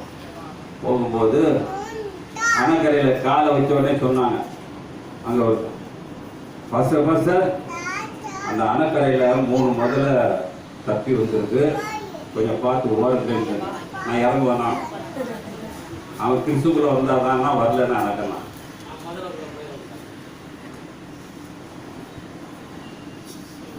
அந்த அந்த பாஸ்டர், அந்த சபை பாஸ்டர் தான் நீங்களா பாஸ்டர்? எனக்கு தெரியல அப்ப. ஆனா அன்னைக்கு ஒரு நாள் பார்த்தவரு அவர் சாவர வரைக்கும் என்னை மறக்கவே. யாரை பார்க்கிறாரோ என்கிட்ட வருவார். அப்ப அணக்கரைகளை உள்ள இறங்கினப்ப முதல்ல யார் உண்டாக்குனது? தேவன் உண்டாக்குனார். அந்த முதலையினால எனக்கு அந்த சம்பவம் நடக்குன்னா என்னை திருச்சிருந்து அங்க கூட்டிட்டு போயிருக்க மாட்டார். அதனால இடுப்பளவு போனாங்க, இல்ல அங்க போக வேண்டாம்னு அந்த ஊழியக்காரர் பயப்படுறாரு. சரி இடுப்பு வரைக்கும் போகணும், இன்னும் கொஞ்சம் தூரம் போகலாம். ஏன்னா அப்பதான் டக்குன்னு சாய்க்க முடியும். இல்லாட்டி முழுசும் சாய்க்கினாக்க நம்ம பாடி வைத்து தூக்க முடியாது. அமுத்து விட்டோம்னா செத்து போயிடுவான். அதனால போயிட்டோம்னா அப்படி தலையை மட்டும் சாய்ச்சிட்டு ஏற்றிக்கலாம். ஏன்னா முழுசாக முடிஞ்சிருச்சு, எவ்வளோ தூரம் நடந்துருச்சு, அப்படி சாய்ச்சிட்டு ஏற்றி விட்டுறலாம். அப்புறமேட்டு பார்த்து போனோன்னே முதல்ல இல்லை ஒன்றும் இல்லை, என்னமோ சரி அங்கே 1000 பேர் குடிக்கிறான், அவனை கடிக்காத முதல்ல நம்மளை வந்து கடிக்க போகுது சொல்லுங்கப்போ. சரி ஞானஸ்தானம் கொடுத்தோன்னே என்ன நினைச்சாலும் தெரியாது. அங்கேயே வந்தார், ஞானஸ்தானம் எடுத்தோம், அவன் போயிட்டான். ஆனால் அவர் ஊழியக்காரர் வந்தார், பிரதர் அவர் ஒரே வார்த்தை, நீங்கள் ஞானஸ்தானம் கொடுத்தப்ப உங்கள் மேலே எனக்கு ரொம்ப அன்பு வந்துச்சு. என்னத்தை பார்த்தாங்கன்னு தெரியல. அதனால இன்னைக்கு ஃபங்க்ஷன் பூரா நீங்கள் முடிச்சுட்டு தான் போட்டார். நான் முடிச்சுட்டு இப்படி காவியாத்தோட இங்கே வந்துடலான்னு பார்த்தேன். அப்புறம் அந்த ஊரில் போய் செய்தி கொடுத்து சாயங்காலம் ப்ரேயர் பண்ணி மத்தியானம் சாப்பாடு சாயங்காலம் டிஃபன்லாம் சாப்பிட்டு அவர் சபை துவாபுரில் இருக்குது. வாரம் இரவு ஜபமும் முதல் ஞாயிற்றுக்கிழமை எனக்கு பேச வைப்பேன். ஏன் சொல்ல? அப்ப தேவனுடைய அழைப்பு இருந்தா தேவன் அழைச்சிட்டே இருக்கிறார். அவர் சாக போறப்ப கூட எனக்கு முன்னாடி ஃபோன் பண்ணிட்டு தான் முதல் நாள் ஃபோன் பண்ணாரு, உடம்பு முடியல வந்து பாருங்க. சரி கொஞ்சம் காசு ரெடி பண்ணிட்டு போகலாம், நான் போகலாட்டியும் அடுத்த நாள் முடிச்சுட்டு உடனே நான் பார்த்தேன். இந்த நேரத்தில் அவருடைய பையனை நான் பார்த்தேன். நல்லா இருக்கியா பாருங்க, நல்லா இருக்கு கஷ்டம். ஏன்னு சொல்றேன்னா நாளைக்கு என்ன நடக்க போகுதுன்னு தெரியாது. நான் காசு எடுத்துட்டு போகணும்னு நினைச்சேன், போறதுக்கு முன்னாடி அவரு என்னாச்சு, இப்ப நான் அந்த காசை கொடுத்தேன்னா அவருக்கு தெரிய போதா. ஆனா உசுரா இருக்க அவர் கையில கொடுத்துருந்தேன்னா வந்து கொடுத்தாருன்னா மனசுல நினைச்சுப்பார், எவ்வளவு நாளும் தெரியாதுன்னு தெரிஞ்சுப்பார். அதனால நாளுங்கிறது ரொம்ப பொக்கிசங்க. அந்த பொக்கிசம் வேணும்னா வேதம் வேண்டும். அந்த வேதம் இருந்தால் தான் நாளைக்கு நீ வாழ முடியும், நாளைக்கு பேச முடியும், நாளைக்கு செய்ய முடியும். நாளைக்கு நாளைக்கு நாளைக்கு வேணும்னா வேதம் உன் கையில இருந்துகிட்டே இருக்கணும்.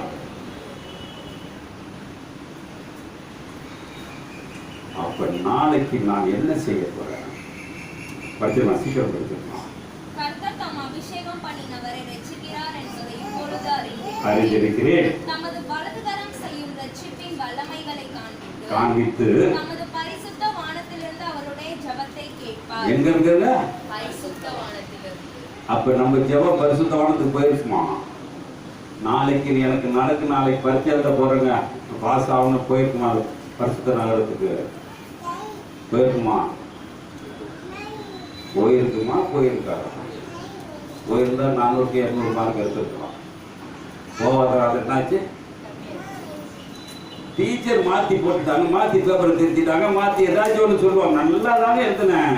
அந்த டீச்சருக்கு என்ன கோபம், புரிதம் மேல கோபம், பொண்டாட்டி மேல கோபம், மார்க்கை குறைச்சிட்டான். நம்ம எப்படி சொல்லுவோம்? நான் 6வது படிச்சப்ப இங்கிலீஷ்ல 32 எடுத்தேன். அந்த சாரு 35 எடுத்தா தாண்டா பாத்துனாரு.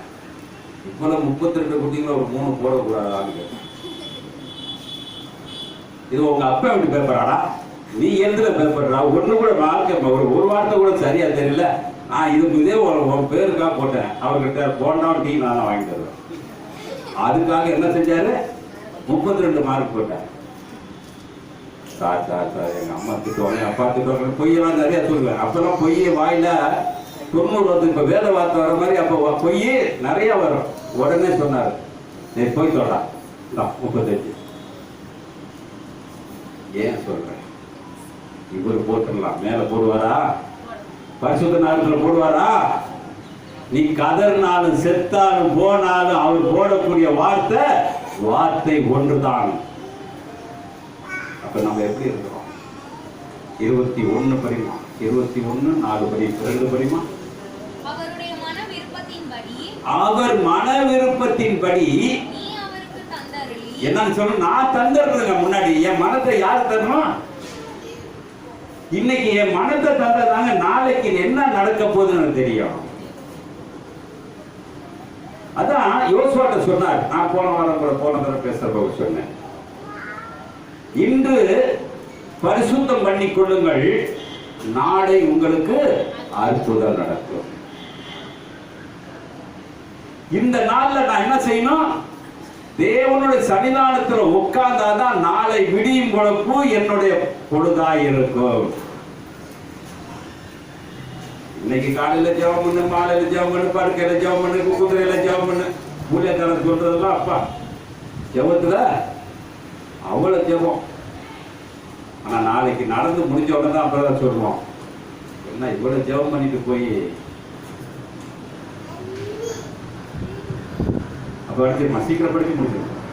அவருடைய உதடுகளின் விண்ணப்பத்தை தள்ளாது இருக்கிறார். உத்தம ஆசீர்வாதங்களோடு நீ அவருக்கு எதிர்கொண்டு வந்து அவர் சிரசல் பொற்கிடம் தர்ப்பிக்கிறீர். அவர் உம்மிடத்தில் ஆயுசை கேட்டார், நீ அவருக்கு என்றென்றும் உள்ள தீர்க்காயுசை அளித்தீர். என்ன சொல்றான்? அவன் ஆயுசை கேட்டான், நான் தீர்க்காயுசை கொடுத்தேன். தீர்க்காயுசை சாவு வருமா? இததான் அவன்கிட்ட சொன்னேன், உனக்கு ஆயுசு வேணுமா தீர்க்காயுசு வேணுமா என்று கேட்டேன். தீர்க்காயுசு. அப்ப இந்த ஆயுச தீர்க்காயுசா மாத்திக்க, அதே அதிகாரத்துல 2ஆம் வசனத்துல உன் உள்ளத்தை தேவன்கிட்ட கொடு, மரணம் உனக்கு வராது என்று சொன்னேன்.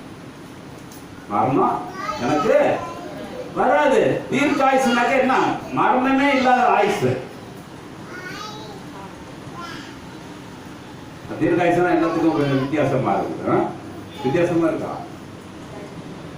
1 தெசலோனிக்கர் 4ஆம் அதிகாரம் 16ஆம் வசனத்தை எடுத்து சீக்கிரம் படிப்போம்.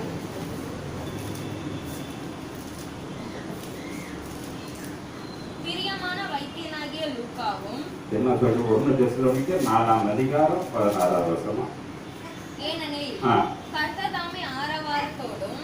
தாமே ஆரவாரத்தோடும் பிரதான தூதனோடும் தேவ எக்காலத்தோடும் இறங்கி வருவார். கிறிஸ்துவுக்குள் மரித்தவர்கள் முதலாவது எழுந்திருப்பார்கள், பின்பு உயிரோடு. தீர்க்காயுசுக்காரர் எங்க இருக்கானாங்க? இப்ப இருப்போமா? இந்த இடத்துல யாரை வைக்கலாம்? ஊழியக்காரன் வைக்கலாமா, சபையை வைக்கலாமா, யாரை வைக்கலாம்? இப்ப நான் உயிரோட போவேன்னா அது வசனத்தை விட்டு சீக்கிரம் பண்ணி கொடுத்துருப்போம்.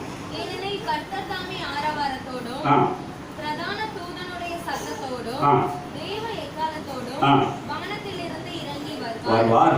அப்பொழுது கிறிஸ்துவுக்குள் மரித்தவர்கள் முதலாவது எழுந்திருப்பார்கள், நாமோ கர்த்தருக்கு எத்தனை போமா போமா. நீங்க ஊழியக்காரனுக்கு எதிர்த்தாலே போக மாட்டாங்க தெரியுமா? சில பாருங்க, இது ஒதுங்கி போகும். போங்க பஸ்ல, போங்க பஸ்ல. அவன் இன்னும் பெரிய கடவுள் மாதிரி வானத்து 2ஆம் பரிசு வந்து மாதிரி போயிடும். நான் வயசு கம்மியா இருந்தா வாடகை என்ன பிரதர்ன்னு சொல்லிட்டு போயிட்டே இருப்பேன். ஆனா வேதம் சொல்லுகிறது, நீதிமொழிகள் 21ஆம் அதிகாரம், நீதிமொழிகள் 21ஆம் அதிகாரம் 1-6 வரை சீக்கிரம் படிச்சு முடிச்சிருக்கணும்.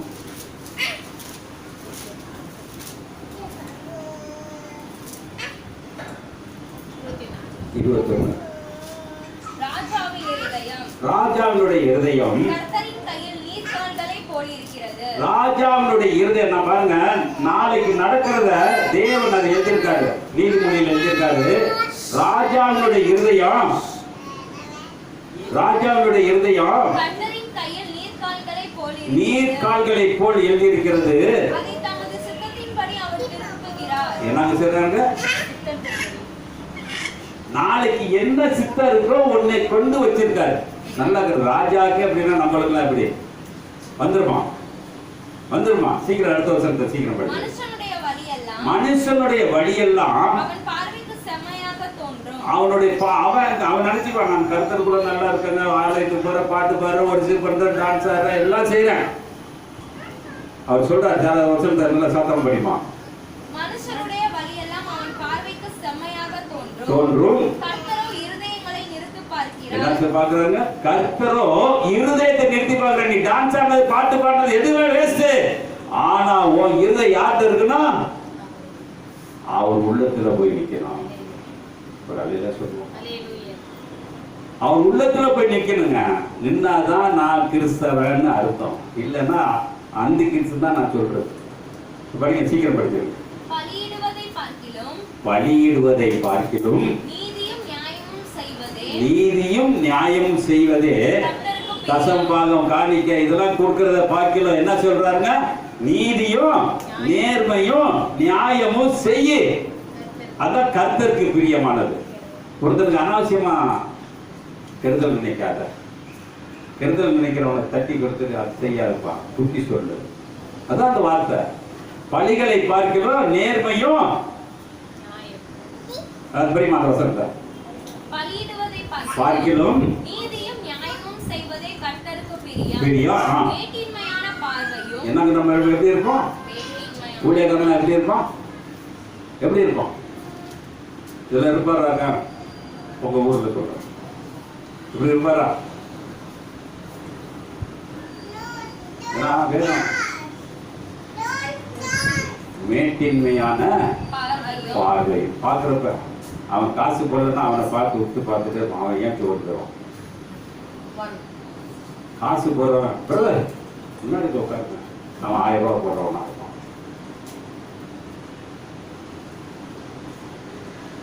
படிச்சிருமா? சீக்கிரம் படிச்சிருமா? மேட்டின்மையான பார்வையும் அகந்தையான மனமுள்ள துன்மார்க்கர் போடும் வெளிச்சம் பாவம். என்னங்க துன்மார்க்கர் போடும்? இப்ப ஊழியக்காரன் நல்லவனா துன்மார்க்கனா? சொல்லுங்க பாப்போம். வேதத்தை வச்சுதான் பேசுறேன். அது எவன் போச்சுனாலும் ஆயிட்டோன்னு வேதம் தெளிவா சொல்லுது. அந்த வசனத்தை நல்லா சத்தமா படிமா. மேட்டின்மையான ஒரு ஊழியக்காரன் மேட்டின்மையான தான் அவன் துரோகிதான். தேவன் பார்வைக்கு அருவருப்பானவன் தான். மேட்டின்மையும் மனமும் உள்ள போடும் வெளிச்சம் பாவமே. ஜாக்கிரதை உள்ளவனுடைய நினைவுகள் செல்வத்திற்கும் நினைவுகள் இருக்கும். என்ன சொல்றது? நம்ம ஊழியக்காரர் என்ன சொல்லுவோம்? கருத்து கூட்டாதாங்க உங்களுக்கு பிளஸிங். அதனால எங்கேயுமே போடல. பலகனியை தொடர்ந்தாரெல்லாம் சொல்ல. அப்புறம் முன்னாடி இல்லாதவங்க நிறைய காசை கொடுத்துருப்பாங்க. அப்புறம் நமக்கு எவ்வளவு சொத்து இருக்கு தெரியுங்களா? எவ்வளவு சொத்து இருக்கு? வேதத்திலேயே அவரு சொன்ன சீமாட்டின்னு சொன்னாங்க. சீமாட்டி, செல்வ சீமாட்டி. எந்த அதிகாரத்தில் போட்டிருக்க? எங்கே போட்டிருக்கு? ஆனா வேதத்துக்குள்ளதான் இருக்குது. 13ஆம் அதிகாரம் ஆதியாகமம் 13:1. சீக்கிரம் படிங்க.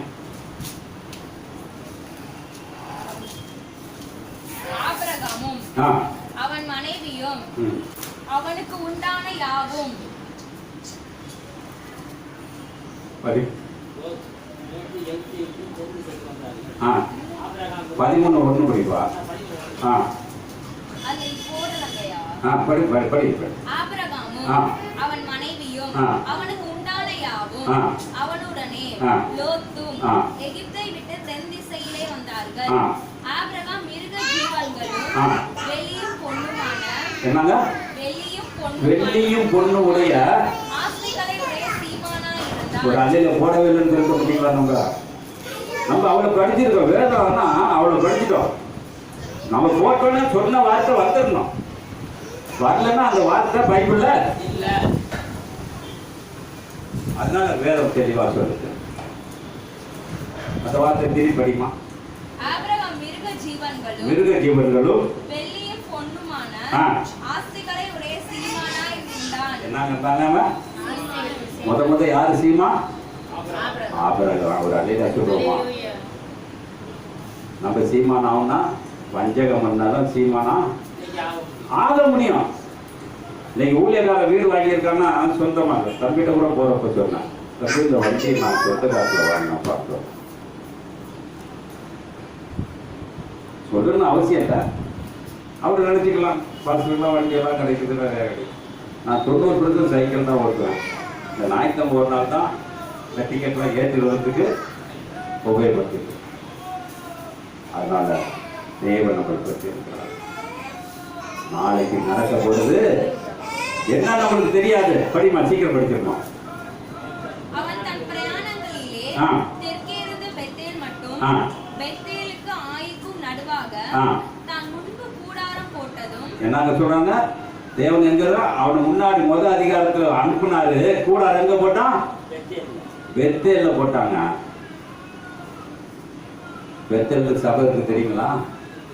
பெத்தேல்னு சபை இருக்கு. ஏன்? அது மறுபிறவி எடுக்கும் இடம் என்று சொல்லப்படுது. ஆபிரகாமுடைய வாழ்க்கை மறுபிறவிங்க. எப்ப? அது 75 வயசுல அவன் இருந்தான். அவன் 100 வயசுலக்குள்ள பிறந்தவனதான் ஆபிரகாம்ங்கிறது தகப்பனார் ஸ்தானம் பெற்றான். ஒரு அல்லையில சொல்லுவோமா? இஸ்மவேலை பெத்தவங்க கூட தகப்பனார் ஸ்தானம் அல்ல. ஆனா ஈசாக்கை என்னைக்கு பெற்றானோ அன்னைக்குதான் ஆபிரகாம் தகப்பன் என்று பேரு. எப்படி இருக்கும்? அப்ப நம்ம எப்படி இருக்கோம்? வேதம் தெளிவாக சொல்லு. கலாத்தியர் எடுத்து வச்சுக்கணும். ஏன் சின்ன படிப்போம்? கலாத்தியர் 6ஆம் அதிகாரம்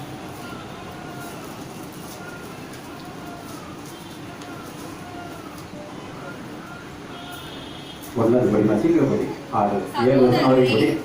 சகோதரரே, சகோதரரை எழுதி நின்று படிப்போமே. ஒருவன் யாதொரு குற்றத்தில் அகப்பட்டால் நல்லா கேட்டுக்கங்க. யாதொரு குற்றத்தை தீர்மானிச்சு நாளைக்கு நல்லதா நடக்கணும்னா நீ இன்னைக்கு குற்றம் செய்யாம இருக்கணும். குற்றம் செஞ்சா நாளைக்கு ஃபால்ட்டா தான் நடக்கும். நான் சொல்ல வேதம் சொல்லு. படிமா, சீக்கிரம் படிச்சிருங்க. ஒரு சகோதரரே, ஒருவன் யாதொரு குற்றத்தில் அகப்பட்டால் ஆவிக்குரியவர்களாகிய நீங்கள் நாங்க என்ன நம்பருக்கு என்ன சொன்னோம்? அப்ப ஊழியக்காரர் என்ன செய்யணும்? ஆவிக்குரியவனா இருந்தா அந்த குற்றம் செய்யறவனை போய் என்ன செய்யணும்? திருத்தணுங்க. தெரியுமா? 5000 பேர் 5000 பேர் எதிர்த்து பேர் திருத்த முடியும். ஒரு ஆள் 99 ஆடை பார்க்கிறோம், ஒரு ஆளு தான் ஆண்டவர் சொன்னாங்க. அப்ப 5000 பேர் சபையில இருக்காங்க. அதுல ஒரு ஆளு நல்லா பரவத்துக்கு போகுமா? தெரியாது. போமா? தெரியாது. படிங்க, சீக்கிரம் படிச்சிருங்க. நீங்கள் சாந்தமுள்ள ஆவியோடு அப்படிப்பட்டவனை சீர்பொருத்த பண்ணுங்கள். நீங்கள்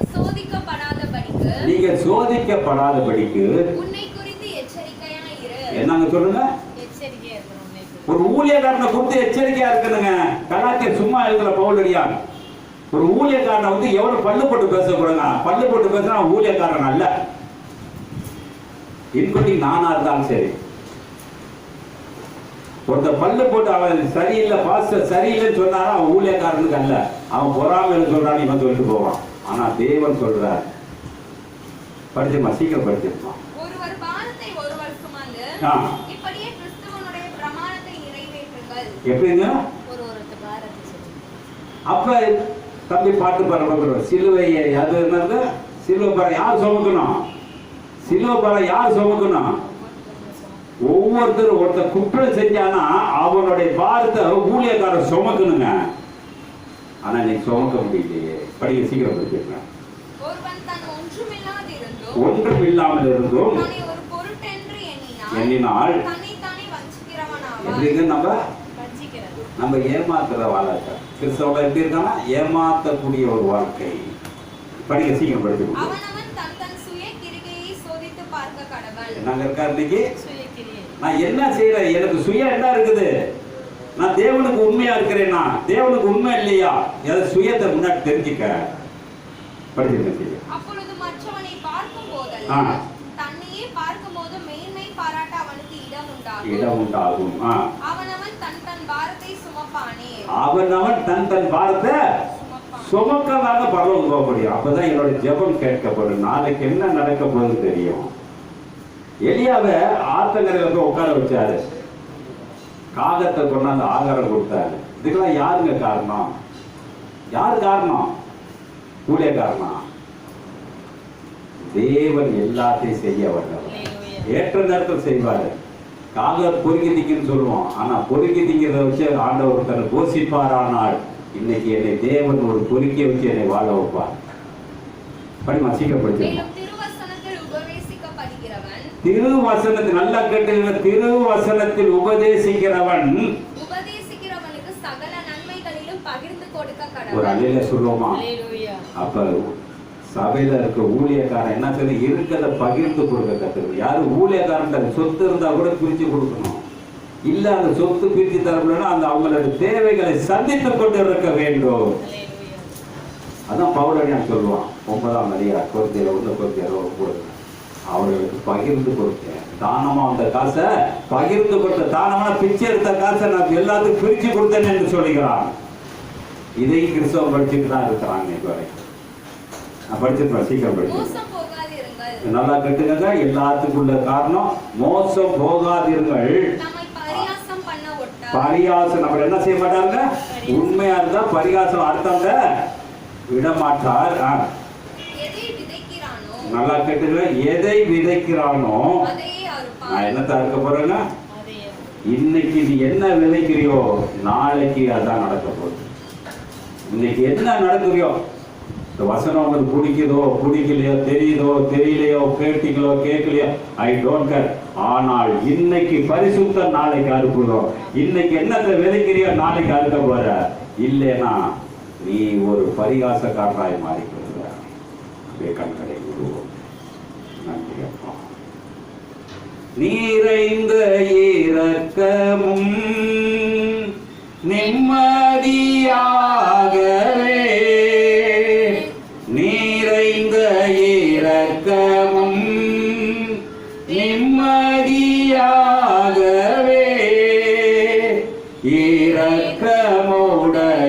இரக்கமுடையவர் இறங்கி வந்தாரே. சொல்லுமா? இரக்கமுடையவர் இறங்கி வந்தாரே. இரக்கம் நிறைந்த தேவா எங்கள் மீது இறங்கிடும். இரக்கம் நிறைந்த தேவா எங்கள் மீது இறங்கிடும். பாவியான எங்கள் மீது இரக்கம் வைத்தீரே தேவா. பாவியான எங்கள் மீது இரக்கம் வைத்தீரே தேவா. இரக்கம் நிறைந்த தேவா எங்கள் மீது இறங்கிடும். கேட்போமா? கண்களை கூறி இரக்கமுள்ள தேவன் அப்பா, நாளைய தினம் குறித்து நீ ஒன்றுக்கு கவலைப்படாது.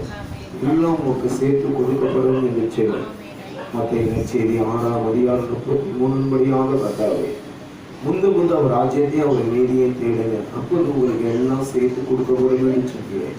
கர்த்தாவிலே விலை கூட ஆண்டவரே அப்பா, நாங்கள் எதை குறித்தும் ஆண்டவரை நாங்கள் இந்த உலகத்தில் கவலைப்படாதவரை ஆண்டவரை ஒவ்வொரு நாளும் எங்கள் ஊழியத்தின் பாதையில் ஆண்டவரை கர்த்தாவே எங்களை தெரிந்து கொண்டு எங்களை வழிநடத்தி இந்த வார்த்தைகள் மன்னாவைகளை கொடுத்திருக்கிறீர்களா? அதற்காக நன்றி கர்த்தாவே. நன்றியோடு நாங்கள் துதிக்கிறோம், ஸ்தோத்திரிக்கிறோம். அநேக ஆசீர்வாதங்களுக்கு வழியாக ஆண்டவரை அந்த ஆபிரகாமின் வழியாக எங்களுக்கு ஆண்டவரை நிறைவான நீ கொடுத்த கர்த்தாவே உமக்கு நன்றி ஆண்டவரை. நான் எதை தேட வேண்டும், எதை நான் ருசிக்க, எதை ரசிக்க வேண்டும் என்று கர்த்தாவே இந்த நாளில் எங்களை ஆயத்தப்படுத்துகிறீரே. அதற்காக உமக்கு நன்றி ஐயா. நன்றி கர்த்தாவே. நன்றியோடு நாங்கள் துதிக்கிறோம், ஸ்தோத்திரிக்கிறோம், மகிமைப்படுத்துகிறோம். வல்லமையோடு கற்றலோடு இறங்கி வந்த என் தேவரே உமக்கு நன்றி ஆண்டவரே.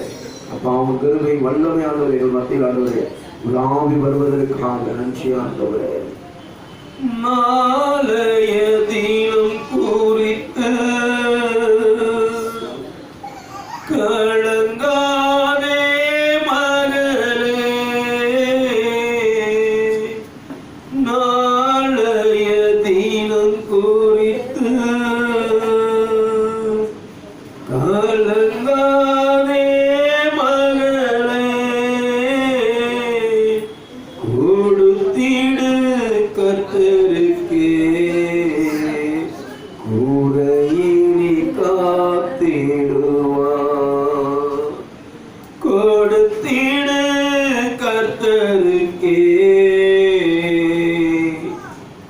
ஊரையினி காத்திடுவார். உன்னையே வெறுத்து விட்டார். ஊழியம் செய்திடலாம். சுயத்தை சாகடித்தார். சுகமாய் வாழ்ந்திடலாம். ஆமாண்டவரே, என் ஆவி ஆத்துமாவை ஆண்டவரே உன் கருத்தில் நாங்கள் ஒப்பு கொடுக்கிறோம் ஆண்டவரே. நொறுகின இருதயத்தை உன் கருத்தில் நாங்கள் ஒப்பு கொடுக்கிறோம் ஆண்டவரே. இருதயத்தை ஆராய்ந்து பார்க்கிற தெய்வம் அப்பா, அந்த வேளையிலே இருதயத்தை ஆண்டவரை சிந்தித்த ஆண்டவரை ஒவ்வொரு நாளும் பார்த்து கொண்டிருக்கிறேன் கர்த்தாவே. எங்கள் இருதயங்களை நீ ஆராய்ந்து அறிந்து இந்த வாக்கின்படி வாழ்வதற்காக சிந்தித்து தியானித்து அருமடி வாழ்வதற்காக உன் கிருபை வல்லமை ஆற்றல் எங்களுக்கு தந்து வழிநடத்தபடியாக என் ஆண்டவர் மீட்பர் இரட்சகருமாக அப்பா உங்க கருத்தில் ஒப்பு கொடுக்கிறோம். நல்ல பிதாவே, என் ஆத்மாவே கர்த்தரை ஸ்தோத்திரி. என் முழு உள்ளமே பரிசுத்த நாமத்தை ஸ்தோத்திரி. என் ஆத்மாவே கர்த்தரை ஸ்தோத்திரி. கர்த்தர் செய்த சகல உபகாரம் மறவாதே. ஆமென். அல்லேலூயா, அல்லேலூயா.